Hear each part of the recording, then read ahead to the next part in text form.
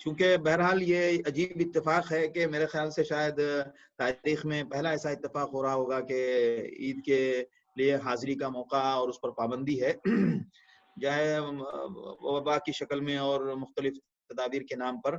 تو بہرحال کچھ جواب تو آنا شروع ہو گئے تھے، کچھ علماء کے مختلف علماء کی بات کلپ بھی آنے لگی تھی.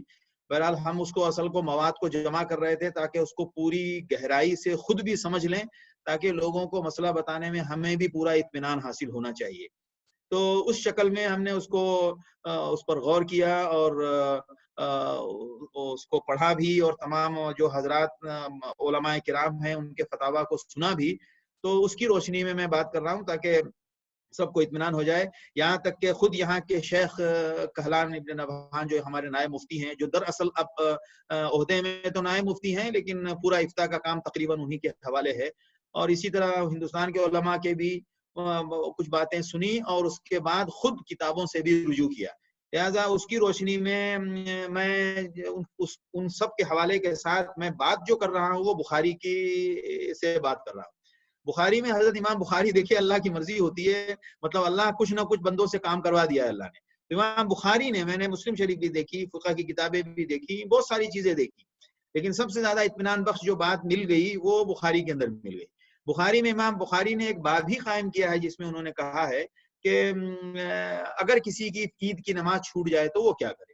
لہذا اس میں انہوں نے ایک بہت مضبوط بات پیش کی ہے کہ حضرت انس رضی اللہ تعالیٰ عنہ کا ایک عمل پیش کیا ہے کہ حضرت انس رضی اللہ تعالیٰ عنہ زاویہ میں رہتے تھے، جو مدینے میں آپ صلی اللہ علیہ وسلم کے جو رہائشی علاقہ تھا اس سے تھوڑا دور تھا.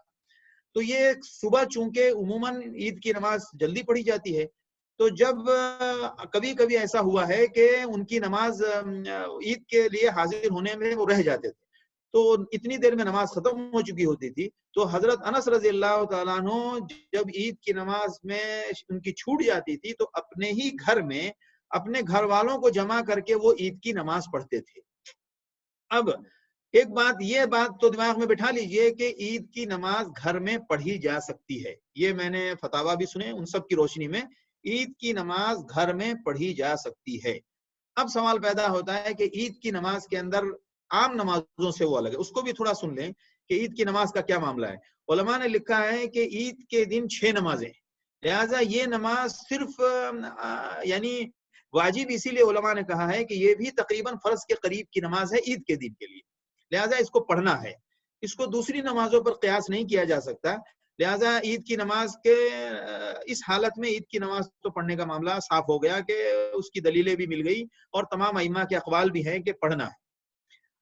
اب امام ابو حنیفہ کے 4 مسلک ذکر کیے ہیں ابن حجر رحمۃ اللہ علیہ. امام ابو حنیفہ رحمۃ اللہ علیہ نے فرمایا کہ اگر کسی کی عید کی نماز چھوٹ گئی تو وہ پڑھ بھی سکتا ہے، اور نہیں بھی پڑھے تو بھی اس کی اجازت ہے، کوئی حرج نہیں ہے، اور 2 رکعت بھی پڑھ سکتا ہے، 4 رکعت بھی پڑھ سکتا ہے. یہ 4 مسلک ان کے نقل ہوئے.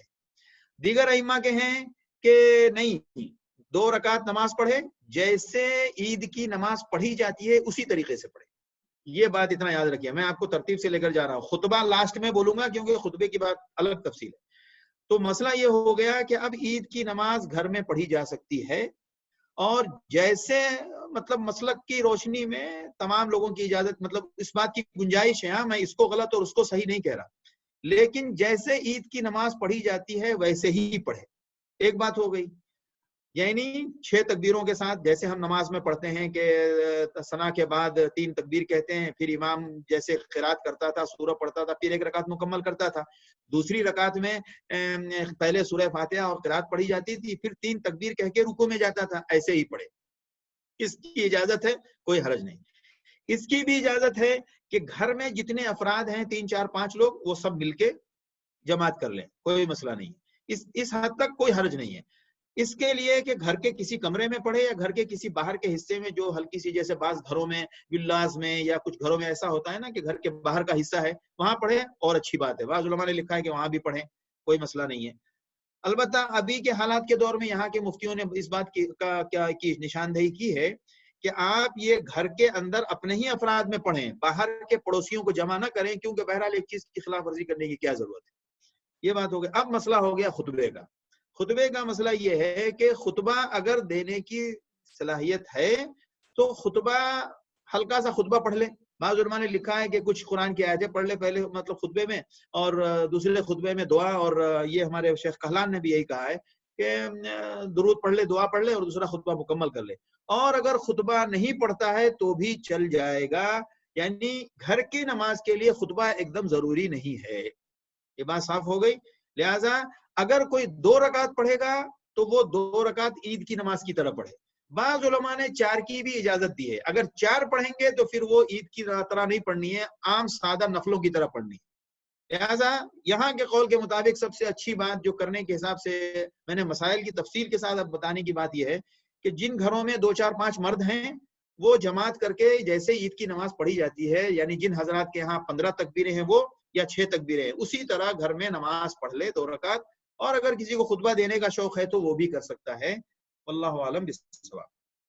یہ میں نے فتویٰ نہیں دیا ہے، جو فتوے آئے ہیں ان کی روشنی میں بات کی۔